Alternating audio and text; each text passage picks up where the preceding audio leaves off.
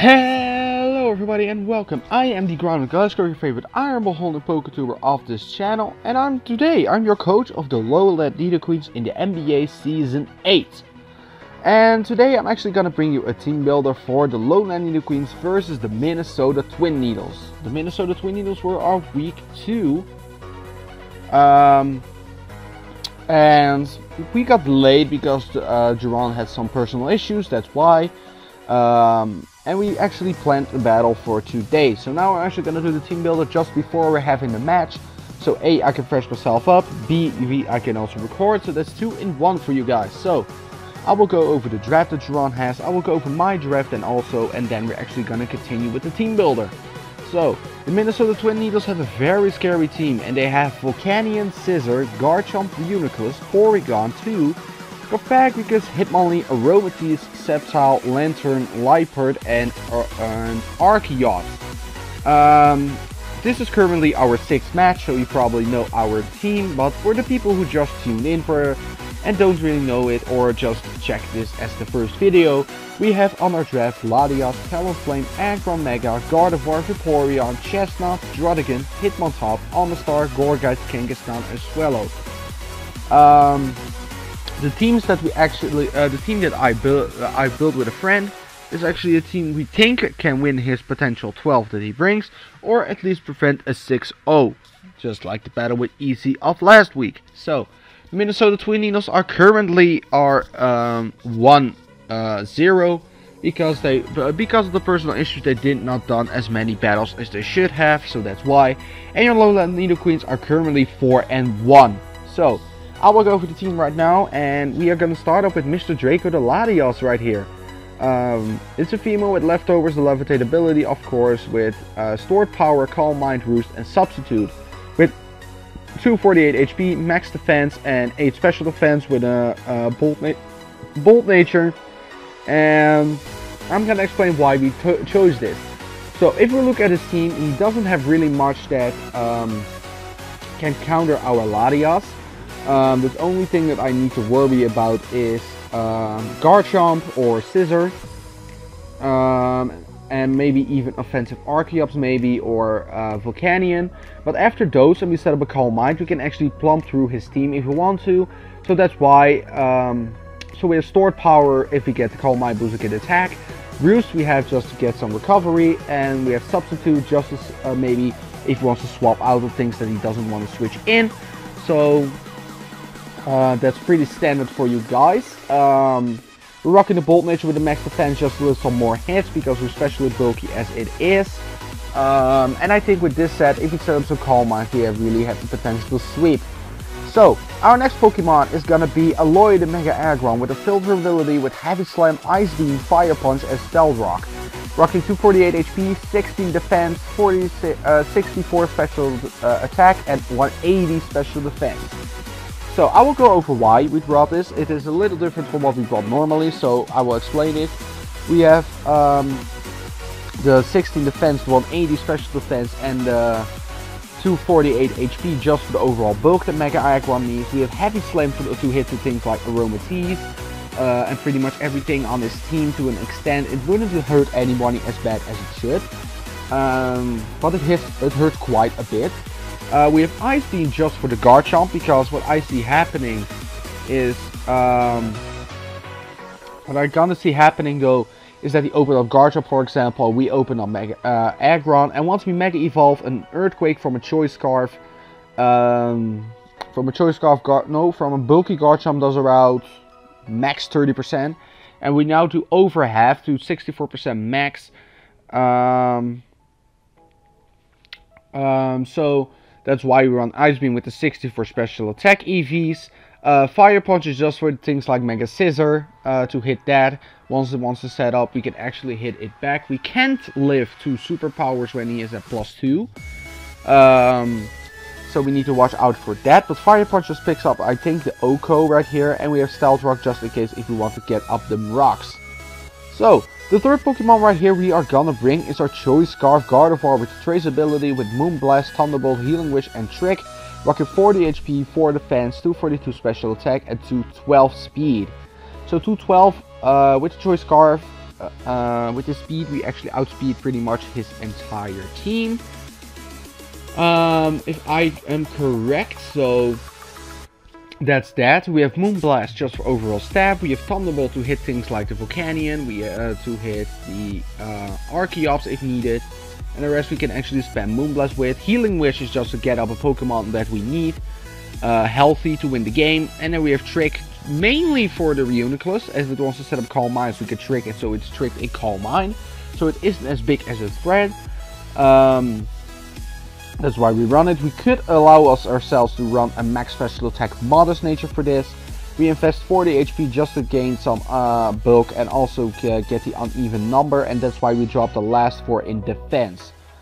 We have traceability just to trace things like, for example, Magic Guard. We could trace Rough Skin if needed. We could trace Water Absorb. That's one of the reasons we decided on traits.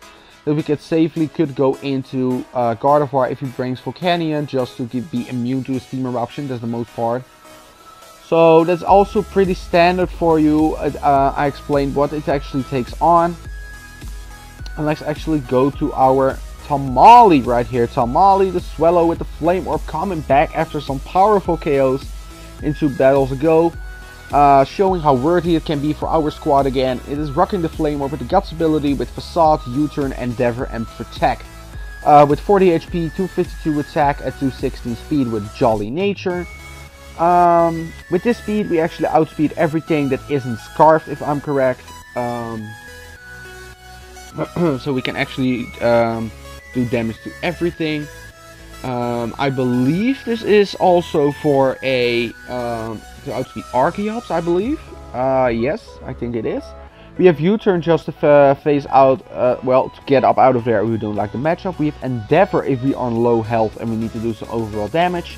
And we have then Protect to actually activate the Flame Orb, or Predict if we think he is Scarfed or Specs or Banded into something we can scout.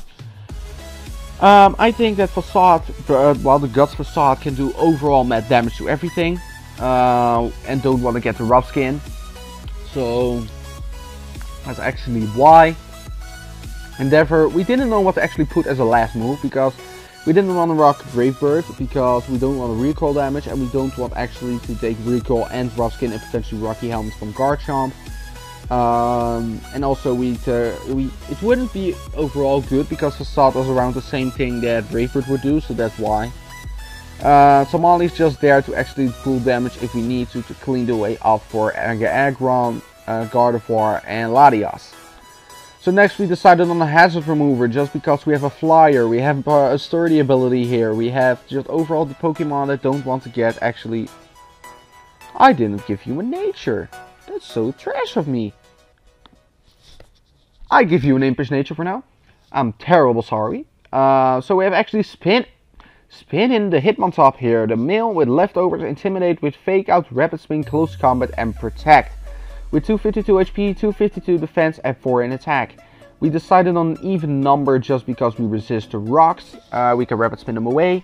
The 252 defense is just for overall bulk, and in combination with Fake Out, Close Combat, we can do some major damage. And Protect is also to be protected against the Unburdened Fake Out that Hitmonlee has, and maybe even take the high jump kick that it would do over half to him. So that's why we decided on a Spinner, just because we don't run Defog on Latias, so we needed another Hazard Remover. So that's, in this case, this play. So Hitmontop is just here to get rid of hazards, switch in the physical threats that are there. Like, for example, you can also switch in Garchomp to get the Intimidate off and make it easier for some Pokemon. So that's why.